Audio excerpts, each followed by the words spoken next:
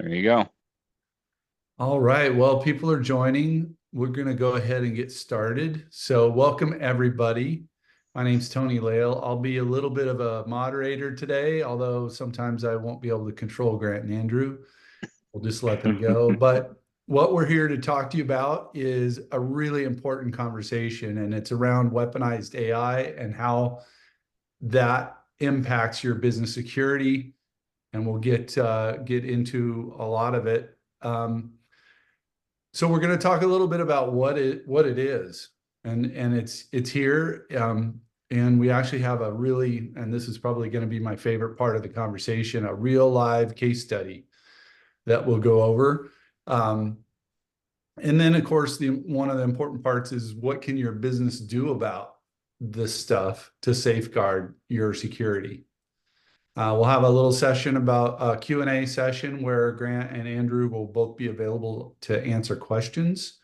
And then at the end, we're going to give away a pretty valuable prize. And we'll announce that. We're over $10,000, so almost 15,000. So it's a pretty big deal.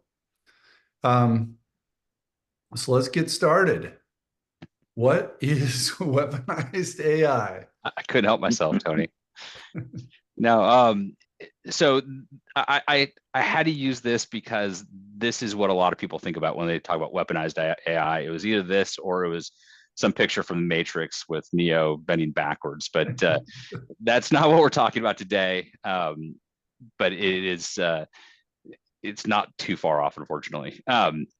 So weaponized AI is basically taking AI and all the tools that are used for hacking, bundling it up into a nice little package, which makes the bad actors extremely efficient, very, very persistent, and they don't actually even have to be there to do the things that they used to. So you think about somebody that was doing hacking a long time ago, they would have to be in the network and actively pursuing these different targets. AI can now do it all on its own, and with the speed and precision that the hackers have never had. What's at stake in this case is, well, the worst case scenario, right? You're looking at ransomware, you're looking at basically infiltration of all the systems. It can lead to business email compromise. It is everything. Think of it as like worst case scenario disaster. You're better off with almost having your building burned down. So what are your options, right? How do you deal with something like this? And it kind of leads into best practices, but also some proactive standpoints of what you can be doing. So if something like this does happen, or as Andy likes to tell everyone, when it happens, your impact is much less than if you don't do anything about it at all. So when you talk about weaponized AI, the software that's out there that these bad actors are using is just faster, relentless, doesn't stop. It's not a human being. They just need a one point of access, Yeah. and then So it goes to work. yeah. So you think about like a bad actor is potentially using 15, 20, 30 different tools to go through and find all this information and infiltrate a network. They have now packaged it up into a nice little tool that AI just uses all these tools with the speed and precision of a computer. So there's no human being. And you think about the motivation behind it is that these groups out there they're huge businesses, right? And they're also trying to save time and money. So their motivation is just like every other business out there, they're implementing AI to be faster and more efficient. And unfortunately, the downside of it is that these tools are now very, very dangerous. So, Yeah. yeah. So why this is really important is that most of the hacks that are happening are starting out at the phishing level. So that means that that's the employees. They're going after employees to get credentials. Also, if you get credentials, you get access. From there, you move on to an intrusion of the network. And then from once they get into the network, you're looking at disclosure of your information, you're looking at ransomware, you're looking at all the worst case scenarios. They're getting in there from potentially lost or stolen devices, and then the kind of the you don't think about it too much, but the misconfigured devices, patch management, things like that, that are allowing these attacks to take place without even having credentials. So it's really, really scary on how easy it is to do, and what damage can be done with it. Why do you think the two on the left are such big percentages? Why do you think there's a discrepancy? What's that all about? Honestly, before going through some of these exercises, I wouldn't focus necessarily, but phishing should be the number one concern, and that's the employee or the end user. That is the soft underbelly of any security program. And so, coming from my perspective, I could put as many security controls in place, and if the human being allows something to happen or falls for something, it doesn't really matter, right? I mean, I have all these layers in there, but if the human being's allowing something to happen, it makes it really difficult for me to stop something. Yeah, a lot of the big software vendors have all this, are starting to build more security protocols in place, and so getting in through a network, you have to be way more sophisticated. So Well, what you're saying is, yeah, well, I mean, you think about like a lot of the big hacks that have happened recently, it's coming from the human interaction, right? So the big casino hacks, like the MGM, that was a human being calling into a help desk to get a token reset, and they were just persistent and pretended to be somebody else. You have the deep fakes that are going on where somebody actually sounds like it's the person, but it's AI generated voice. Or you just have like credentials that get lost because somebody was sloppy about it. It's all the entry points tend to focus around the human being. when we were first talking about like what should we put in the presentation, how you do this, and we got to this, and you talked about, the human being is kind of the lowest common denominator. The thing that I flashed to was we all use these things, and we all get a ton of messages, a ton of things, and we just like click yes, yes, I'm guilty of it. Oh yeah, go, go, go, because we're all in a hurry. And I could easily see how that would be a vulnerability if you're clicking on the wrong thing. More than you know. Right. So let's talk about this case study, this thing that you did. Maybe walk us through that. Yeah. So in this scenario, and actually, Andrew, I don't know, do you want to talk about this one a little bit? Yeah, certainly I can do that. So before we jump in, so Grant didn't get much of an opportunity to toot his horn, but what a lot of folks don't know is Grant has a certification called CISSP, which is basically the world's gold standard for security certification. So like I think 174 countries recognize it as the gold standard. And it gives us the ability to consult with the Department of Defense to build security plans if we wanted to. We don't consult with the Department of Defense, but we could. What we're finding, though, is the real value of this certification is that it gives us access to some very closed-door security communities that are working on some very cool things. Grant told me some stories, and he's like, if you ever speak of this, I'll have to kill you, sort of things. But I mean, like high-profile people, high-profile things that you hear in the paper the next day. So long story short is, at a recent event, Grant was able to bring home a weaponized AI program, and he said, "Hey, I got this. Let's play with it. Let's try it." And we're like, "Oh, okay, sure." Like it was a passing thought, right? And at the leadership meeting the next week, he came, or the ownership meeting, he came to it and was visibly shaken and concerned about what had happened. And we're like, "Well, Grant, come on, tell us what happened." And so basically what this program had done, so I'll walk you through some of our scenario of the anatomy of this. So in every security, you have like your physical layer and you have your logical layer. So physical will be like your doors, your windows, your locks, your cages, all of that. So we did walk this program into our very secured physical data center, and we walked it through the door. But that happens at offices all the time, right? Like people walk past the front desk. And Grant plugged the device or plugged the program into our network, which is extremely locked down, extremely secured, password multi-factored, all of that stuff. And he executed the program, and really it went nuts on us. So it hacked our systems in about 30 minutes. Oh yeah, go ahead, Tony. So wait a minute. So you guys did this to yourself? That's what you're saying? Well, yeah. I'm actually going to kind of one up you guys on this one. For the purpose of when we were going through this exercise, I wanted to, it's easy for me to walk it past the front door and everybody's can say, well, yeah, I mean, you had access to it, you could plug it into the network. And so I wanted to do it a little bit differently. I say, okay, if I was in a client's position, what could this actually do? Right. And so I actually went out on the dark web, found a client of ours, found credentials. They had bad password hygiene. I was able to figure out the pattern, the password that they were using, and I actually logged in as them. And so the problem with that is that this client had multi-factor authentication. The end user approved me getting in. Like you go to your point, Tony, where you click on approve more often than you think. And at that point, I bypassed the VPN and I was actually able to drop this into a client network. Now, to be fair, I had access to the network already. I've apologized to the clients already about it. They were actually pretty happy that it happened. And so I was able to do this on a client network in under an hour with no information whatsoever about the client other than what I found on the dark web. So you physically went out and grabbed information that's publicly available on the dark web.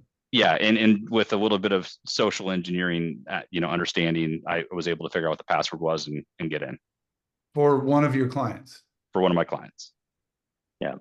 But but you didn't do it. It's not like you did anything with it. You just said. No, but I did detonate this in a controlled environment. And so it was able to go through the entire network. It was able to, in theory, would have been able to ransomware. It exfiltrated data, financials, everything like that, in a very short amount of time. And I came and went without triggering any alarms whatsoever. Wow. Yeah. On a real client's network. On a real client's network. Like I said, I apologized. They were happy I did it. It was one of those things. It's like, is it kind of a gray area? I'm like, well, I do fully manage the network, right? So I already knew it. So actually, this is a screenshot of all the names have been blanked out to protect the innocent. The system went through and cracked. You can see 7. There was actually more there, but it went through and cracked all these passwords in a very, very short amount of time. So once I had one user's password, I then actually had multiple others, including an administrative account. And this is just because they were weak passwords. Whoa. So that was, you took somebody and you grabbed their information, you were able to get to their password. And then I already had I had the user's password that I used to get in. Once I got in, then I ended up getting 6 more passwords, including an administrative account. Once that was in, this is what you see is this is called a kill chain. And so this is the process that the system followed as it went through and compromised some of the computers on the network. And this is what it allows for data exfiltration, things like that. So tell me what we're looking at here. Yeah, so some of the security people are looking at it going, oh, that's cool. So what we're looking at is each one of these is a step or a process that this weaponized AI took in terms of how it actually got from step A to step Z in the compromise of the host. And so you can see that it's finding different services, and you can see that it's taking multiple paths and it's trying multiple credentials. And that's the whole point of AI, right? It can do lots of things at the same time, and ultimately it compromised the host and grab the local admin creds. And at that point, game over, right? I own the network. I can grab any data I want. Yeah. So, for the layman on the call, the marketing guy or whatever, the information, I get passwords. Now you're into systems. It's like, okay, so what if you have information and passwords? What do they actually do with it? And we hear about ransomware. It's like, oh, you don't have access to the system now. I'm going to shut it down if you don't pay me. That's Great question. The popular one, but yeah. So credentials allow you to get access to the system. Once you have access, is what you do with the data. So in most scenarios, what you're going to see is you're going to have somebody that's going to live in that network for as long as they can. I came and went quickly just to make sure I wasn't getting detected. But most of the time they're going to stay there. They're going to find as much information that they can find on the network. And if they have administrative rights, they can find all the information on the network. And then they're going to exfiltrate that data, which means they're going to pull it off your network. They're going to turn around and use it for, potentially ransomware number two, or they're going to do some sort of blackmail with it. And then ransomware actually only happens, that's like, the piece of resistance. That's what they're doing on when they walk out the door, right? They've already done all their damage in the network. They've grabbed all the financial data that they could. They might have even hung around for a little bit and done some business email compromise, trying to do some extortion, wire transfers, things like that. Then the last piece is the ransomware, and that's when they come back for as much money as possible. Most likely whatever your insurance is going to pay. Yeah, cybersecurity insurance, that's a big topic. Yep. For a whole nother webinar, probably. Yep. So, all right. There's a little scare going on here because I'm like, oh man, what have I been clicking on? Trying to share, not to scare, but yeah. Yeah, trying to share, not to scare. Thank you. So what can businesses do? Like what are some of the things that are gonna help maybe stop being low-hanging fruit for people, Yeah, Andrew, do you want to talk about these ones? Yeah, I will. Tony, I'd actually like to go back to the previous slide because I think in the anatomy of what the Weaponized AI program is, I think it's important to not just show the graphic, but to walk people through this. So if you're looking at the graphic on the left-hand side, you have the little red circle, which says node 0. So that's where the Weaponized AI started. The next line to the right where it has those three computers where it says domain controller, host found, that's basically, it's scanning the network. It's finding all the computers, all the devices on the network, and it's saying, what options do I have available? So then the third line into the right, it says, oh, I found these little yellow guys, they're circles that says SMB service. These are vulnerable protocols. So these are, so how are we going to utilize these on these machines? And then the next line over says, oh, I found an actual exploit, and it exploited a weakness here, right? So it's this, sorry, Tony, the fourth line in the pink shield, yeah. And it then actually gives you a number, right? That is the number of the publicly known vulnerability. So it just exploited a publicly known vulnerability.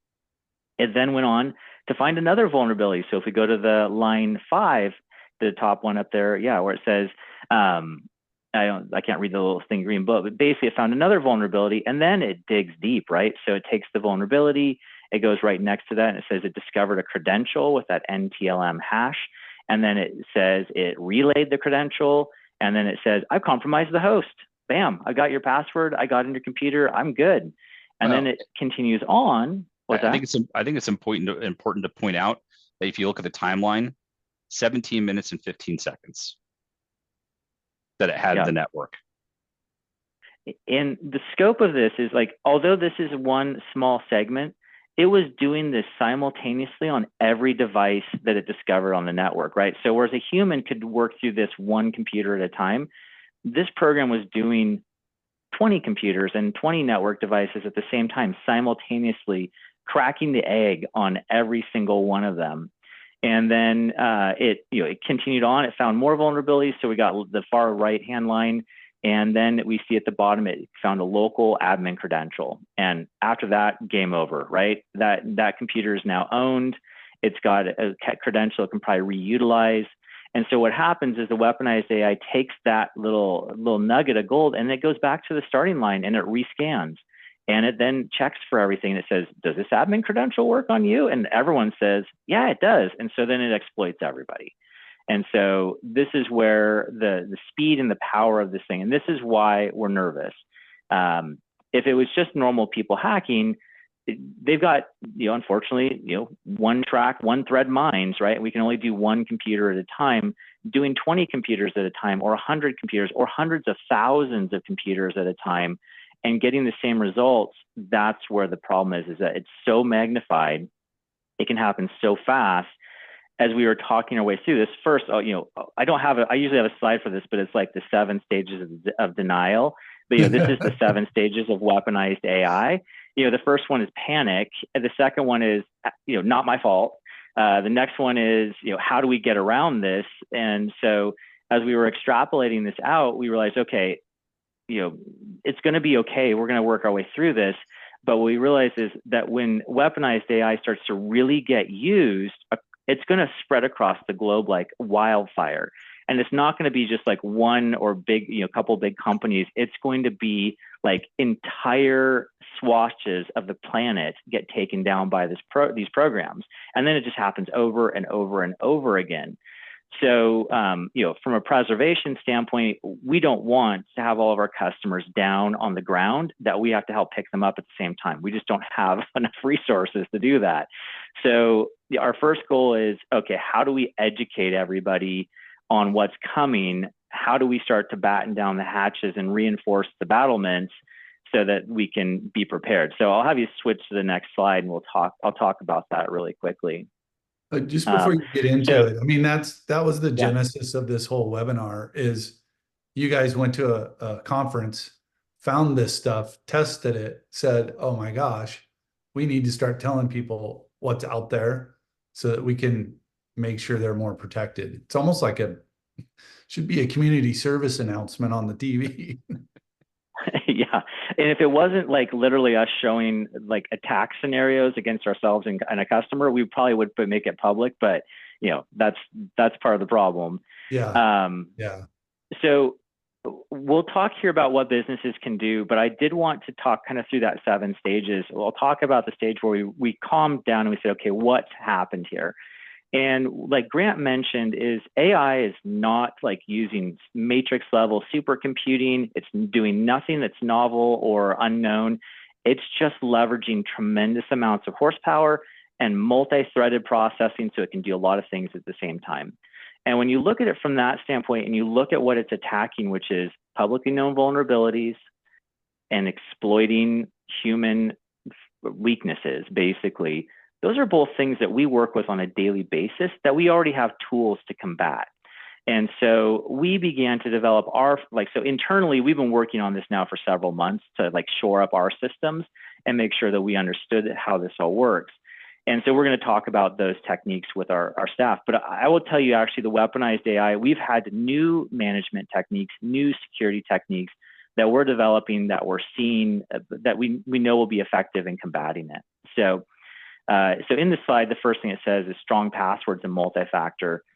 Absolutely the most important part of everything that we're talking about. So I had a lovely conversation with a customer yesterday about our password's dead. And I said, yeah, we say that all the time now, but they don't actually have to be. And they're a really effective method to keep people out. So strong passwords is one thing, but actually, I'll tell you what we do in our own systems and for our own security customers is we use password management systems. So it takes us to the next level. So the password management system lets you have one place to store your passwords. It will generate a unique password that's randomized per account that you need to log into. So there's no spreading across multiple systems with the same password. It will allow you to share multi-factor codes. So no one is going through and like having one person get a text message or not turning on multi-factor. And then the real power of the password management system is the ability for us to see when people aren't using it. Because that's how Grant got past these people is, have they logged into it recently? Are they watching their passwords? Are they unique? Are their passwords breached on the dark web? Literally, the system will tell you if your password is breached on the dark web, you should change it, right? That's how Grant's number one way in. And so if that's utilized, passwords can be an extremely powerful tool for protection if the right habits are put in place. And I will tell you evolutionarily, like this taught us that people don't use good tools just because it's a good tool. And so we're changing our process to help educate our customers and their staff members that, hey, you have this tool, but you're not using it. And so, like I said, this has really helped us to become even better. The next part on the slide, patch management, lifecycle management. These have been around for ages, right? So updating Windows updates on your computer, running security patches, downloading patches, these all happen very frequently in our systems, we do this automatically for a ton of programs for our customers. And so when we kind of calmed down, we were like, oh, well, we have systems to do this. We just need to be really, really diligent and making sure that when something fails, we're aware of it and that we're on top of it. But what we realized is not all systems can be patched equally or automatically. And so that's where the gap opens up, at least for our customers. And so what we found is when devices reach a certain age of their life cycle, vendors stop providing patches. And when that happens, then the device becomes of known vulnerability, right? These are publicly known vulnerabilities. The device will never get patched, but it's still humming along beautifully and it's not broken. So we, several years ago, recognized that, and we've been working with our customers to do lifecycle management where we replace devices based on vendor recommendations. So when they're at the end of their support process for that device, we're replacing the device as well. And, they still all get 5, our life cycles are 5 years for PCs, 7 years for engineering class computers, 7 years for servers, and 5 years for network equipment. There's still a lot of return on investment. So replacing devices that are old that can't be patched. Employee training and awareness, like this is the number one. And like I said earlier, we thought just because we trained staff members and then gave them great tools, they would use them. We're finding that's not the case. We're redeveloping our systems to make that really evident. And like we're going to start to have automation that lets owners know when staff aren't using these tools. We're going to be integrating that into our quarterly business review meetings with staff or with owners and talking about like, hey, yeah, Jimbo out on the shop floor is not logging into the password management system. We got a list that he didn't sign up for multi-factor because he said that that's where all the conspiracy theorists come through his phone, is that program. And so previously we would say, that's up to you guys. We're not here to force policy on you. But now what we're going to be doing is talking with ownership on how those individual employee decisions are now encumbering owners with risk that the owners are either unaware of or unprepared to deal with, right? So you mean like approving a multi-factor authentication to allow a hacker in? Exactly. Like that breach, if I was to make a guesstimate, would have been probably a $150,000 to $200,000 breach by the time it was all said and done. So easily. That one click was a very expensive, call to action. So employee training is a huge part of things. And so Grant, I'll have you tell us a little bit about how you level one. Sorry to interrupt there. You kind of have like level one. Now this is getting a little bit more serious. Well, and kind of going back to you don't have to go back to the last one, but talking about the last one, most of that stuff's free, right? Multi-factor is pretty much on every systems. It may not be the some of the really integrated systems, but it's still there. Same with patch management and in employee training.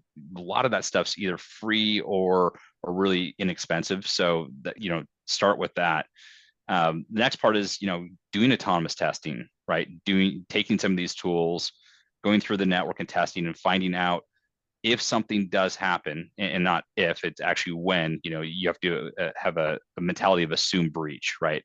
Your employee is going to do something at some point, or somebody's going to get in, so you assume that it's going to happen.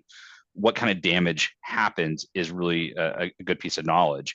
So going through the test prior to something happening and understanding what data was it able to access, what systems did it get through, so you have the option to be able to go through and fix those problems before it ever happens. So this, I'll just stop here for a second. This is where you have a controlled test. Basically, we're not going to go, we may look at, is there information on the dark web about your company? But then that's one thing. But this is really, hey, we're autonomous means we're going to set our AI loose on your network and see what it comes up with. Is that? Well, yeah, because so penetration test is kind of the, what's the industry term for going through an exercise to see if somebody can access the network. It typically happens once a year, and that's because it's a compliance thing. And the problem is that a lot of things happen over a year. A lot of things change. And so having it only happen once a year is checking a box for compliance, but it's not really securing your network or really giving you a ton of value, versus autonomous testing you don't have to wait for an engagement to happen where you're waiting for a penetration test to take place. It's just running in the background, telling you in potentially, every month, every week, whatever, however often you run it, about the problems that exist at that moment in time, so you can address them quickly versus waiting for the next year for an auditor to come in and tell you that, you get your hand slapped because there's some controls that aren't functioning properly. And so this is kind of like opening up the bedroom door of the teenager and going, "Is your room clean? Okay, it's clean." Or, Yeah. Yeah, I have a teenager, so I don't know. Yeah. Knowledge is power, right? Yeah, totally. Yeah. Totally. So Tony, before we move off from that autonomous testing, so this is actually something that has emerged out of this process for us. Because like a traditional penetration audit that you would do, like say Grant says, annually. And what we realized is you don't have the luxury of waiting to find a vulnerability a year later. You need to be scanning constantly. So for us, we're actually engaging the weaponized AI vendor, and it's becoming part of our advanced managed security solution, so that those customers that are on V2 of that solution are constantly being scanned by this tool, and we're catching stuff right away. So like if a vulnerability opens up, we're finding it within the next day versus a year later. So to use my analogy, it's like I get a notice on my phone that says, "Oh, he dropped a piece of paper on the floor." My teenager, his room's getting dirty. Exactly. Continuously doing that. Yeah. But for us, it's even better for our customers because we go pick up the paper for them, and they don't get the alarm. We just go fix it. So right.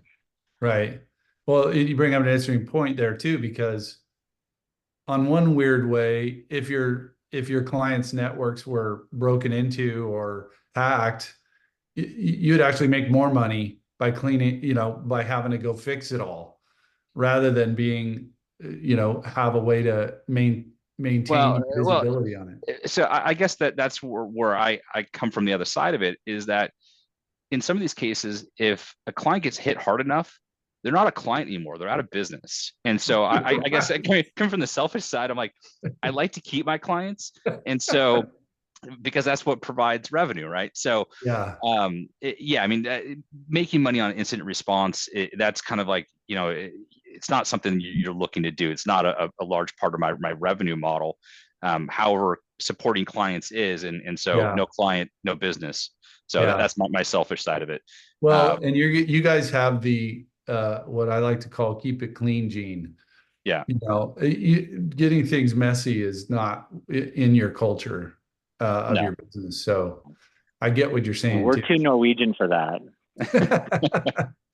But yeah, so like backups. So going along the mentality of assume breach. So backups, right? You have backups in a spot where you have your local, you have your cloud version, they're air gapped. So even if something does happen locally, you can always recover. So that's primary.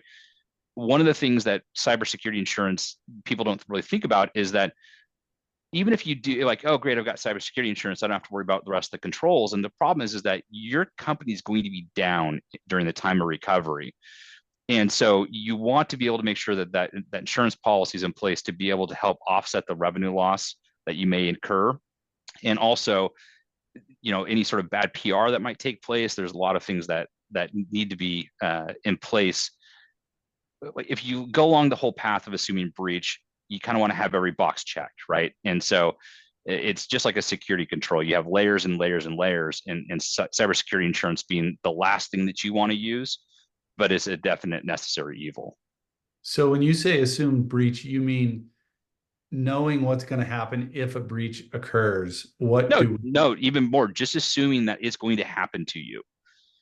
If you assume that it's going to happen to you and you're able to prepare for it, then the damage that's done is much less, it's insignificant compared to kind of sticking your head in the sand and saying, okay, maybe it's not, this won't happen to me. I don't have any, credit cards or personal data. I'm like, guess what, people?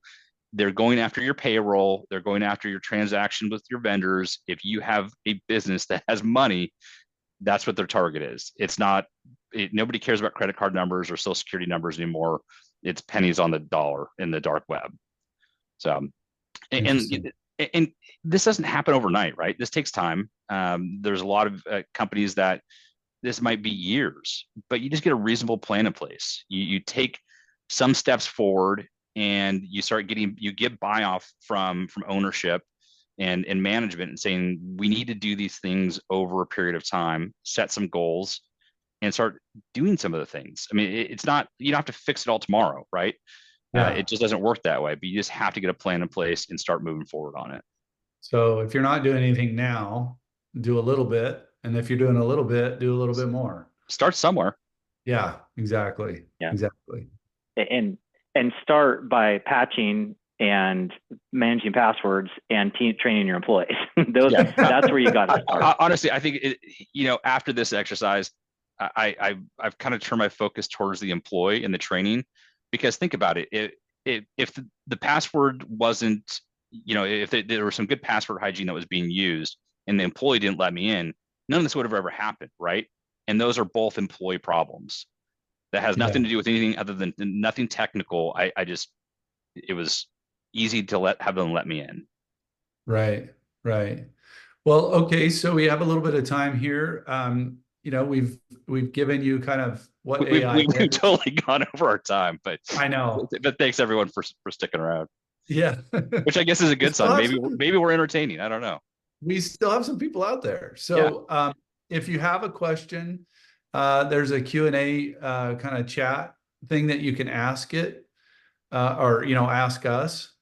And let me see, we had one come in. So do you have a login and password program you recommend? Probably talking about maybe like a multi-factor would be my guess, or a single sign-on. If I'm wrong, correct me. But we use Offpoint.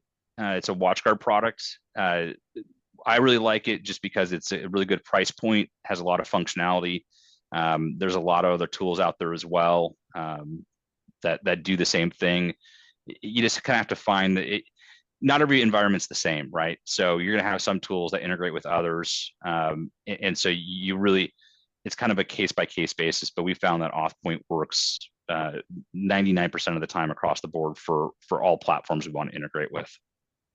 Okay. Now, is this like a vault system? Is that what that is? So that's the authentication platform is Offpoint. We use Keeper for password management. I think it does a really good job. It's user friendly. To be honest, I used it for my testing was always with my mother. If I can get my mother to figure it out, then I can probably sell it. And so that's always the path of technology that I use. Okay, so we have another one. So Tony, before we move on, that question. So I'm pretty sure that was Keeper was the question. That was from Ben. So Ben, thanks for that question. So if you go to Keeper's website, they have lots of different versions. We use the enterprise version that gives us all of those management tools that lets us see, is the password unique? How is it strong? Is it breached on the dark web? How frequently is it reused? Those are where the real power comes in. Any business can get the enterprise license. You just have to ask for a quote. And one of the things, and I could spend an entire conversation just on Keeper and password management, but one of the things to be aware of is the Keeper comes with a family plan. So you can actually allow your staff to invite their family to their license. And then they can't see any, family members can't see any company passwords, but your staff can share their passwords in family related passwords amongst their own little family group. And that was really where we saw adoption in my household. Is I shared it with my wife, and she came back. She's like, how did we live with not having the same passwords in the same place and not being able to share a multi-factor code? She's like, this is so easy. I've never lost a password since then. I'm like, I'm sold. So that's what I find is, it's all the features to get the people to use it. Yeah, and it's on the mobile phone too. I open mine up with facial recognition. It fills the password in for me even on my mobile phone. It just makes things so much easier.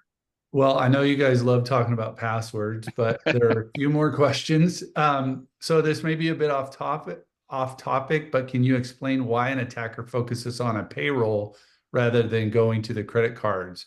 What do they get from doing that? Yeah, so credit cards.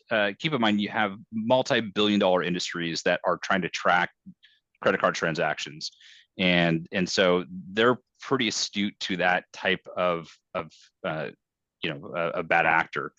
Uh, Payroll, on the other hand, is something that's happening pretty often, and it's typically a bookkeeper that is probably not very savvy when it comes to technology. They are an accountant, right? They process payroll, and where we see things happen a lot is a phish attempt will come in that looks like, so we'll use QuickBooks for example, or Intuit, saying, hey, we've changed our routing numbers, and you need to be able to finish your payroll. You need to be able to process it and change the routing number.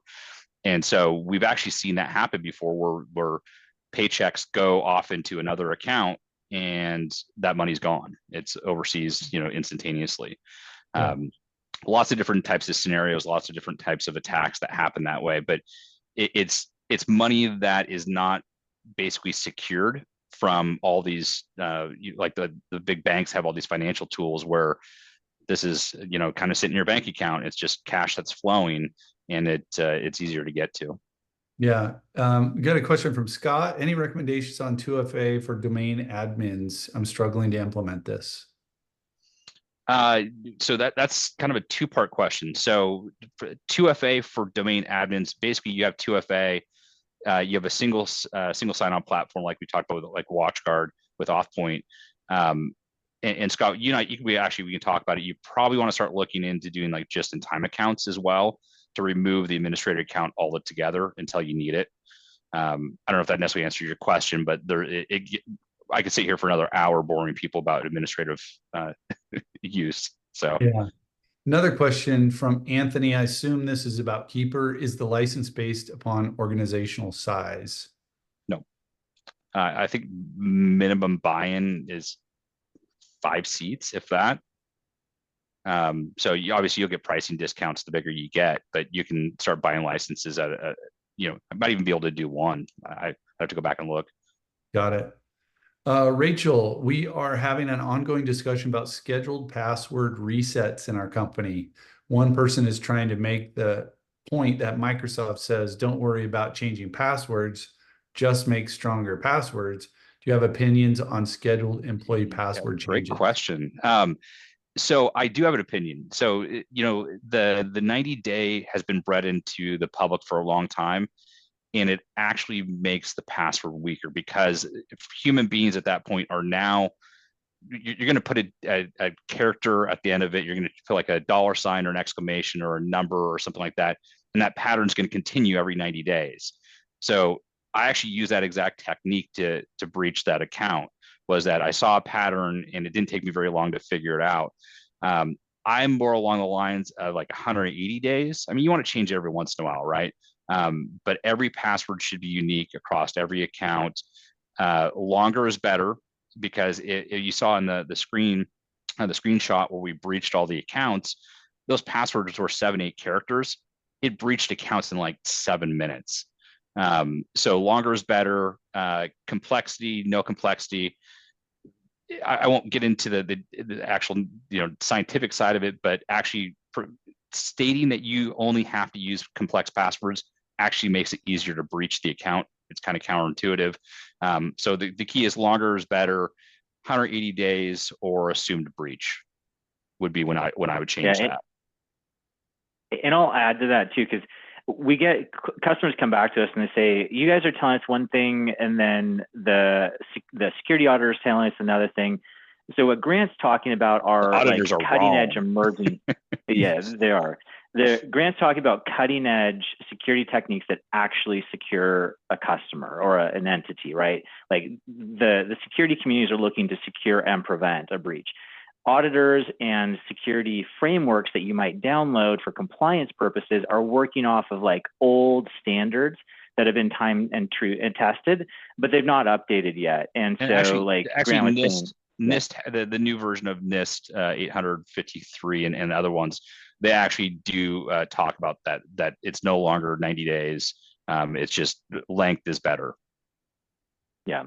So So we will configure complex passwords for customers because they have a requirement. They say we need to do that, or it's the only option in the technology that they have. It's, it's usually better than nothing. But like Grant said, and I think this needs to be highlighted, is if every password for every system you use is different, it doesn't really, the scope of breach is much smaller when they only can breach one account. And so as long as every password is different and unique and it's long, you've now become one of the world's hardest targets to get attacked. And so if they get one of your passwords and you use Keeper and you have the dark web protection, you're going to get notified when your password's breached and you're going to reset it. So like in our case, we don't reset our passwords frequently because they're all different and we don't know what they are. I can attest to using Keeper in our company. I was always afraid of, how when they say, oh, do you want me to suggest something? Or do you want to, do you want me to suggest a password? And they give you this long vowels and consonants and numbers and dashes and all that stuff. I've always been afraid of like, oh, I'm not going to remember that.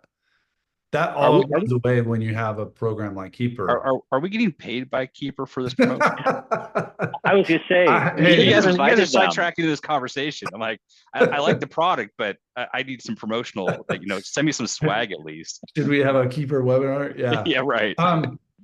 So I think we covered that. I want to move on to Jerry. He has a question. We use payroll provider. They take the money from our account. Do we need to ask for information about our provider security? Oh, absolutely. Vendor management is becoming a huge thing. And so supply chain attacks are on the rise. And so understanding what their security controls are, I think is really, really important. Because they're just as susceptible as everybody that's on the phone here and everybody else.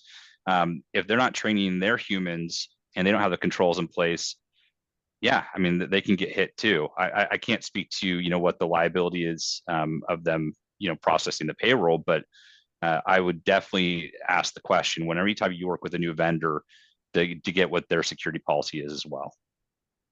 So just to say, oh, Andrew, you're going to say something? Just to add to that, so when you ask your vendor about the security policy, they're likely going to hand you a document that's thick and it has something like SOC 2 compliance, which is great. But in the end, what the real protection for you is, what are the liquidated damages going to be? Like what is the remediation and liquidated damages that they will give you if something goes wrong? Because usually a payroll provider, if they can pull stuff, like if they're doing the payroll transfers, they're pulling money out of your account. So if someone gets into their system, they have the ability to pull money out of your accounts as well. So the security controls are awesome, but they're going to hire that front desk person, and that person's going to get socially engineered by a sophisticated hacker, and they're going to get weaponized AI in there, and so it's going to go bad. And so what is your actual financial remediation that's contractually written into that agreement? So that's what I would look at. Perfect. Once again, the human being. The human being is the root of all this. Yeah. So if anybody on the, any participants have any questions, they can always email. If you don't have their email addresses, grant.eckstrom, and you see it on the screen there, at succurri.com, or andrew.eckstrom@succurri.com. So Q&A. All right. So winner chicken dinner. So what we're giving away is an autonomous test of your network. And we guarantee that we're going to be able to show you at least one security vulnerability that would jeopardize your business, or we're going to provide you and all your staff with lunch. So we're giving that away, and we're going to look at all the people who attended. So great, there's still 30. Oh, we just lost one. That whoever dropped will be on the list. And Grant and Andrew will draw from a hat and pick that, and they will reach out to you via email, or if it's a client, because I know we have some clients on here, that's something that they'll reach out and let you know that you've won. Anything you'd like I to thought we were add giving there, away an Grant? Amazon gift card.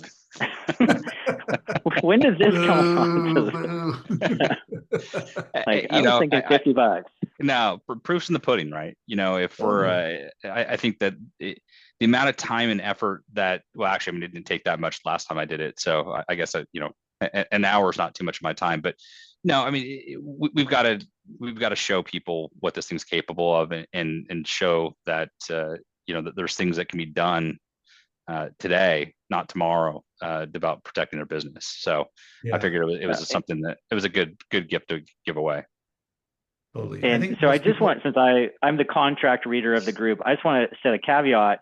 This is not us breaching your network with zero information. This is you inviting us in to run the test with weaponized AI in your network.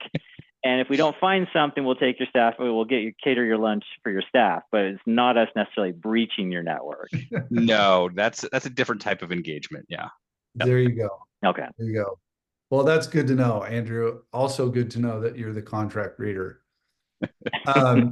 So, you know, all kinds of things that obviously Succurri does for you. I won't go into all that stuff, but I really appreciate everybody hanging on to the end. And thank you for your attending. We hope it was valuable, and we'll see you on the next one. We've got a bunch of stuff coming up in the next quarterly webinar.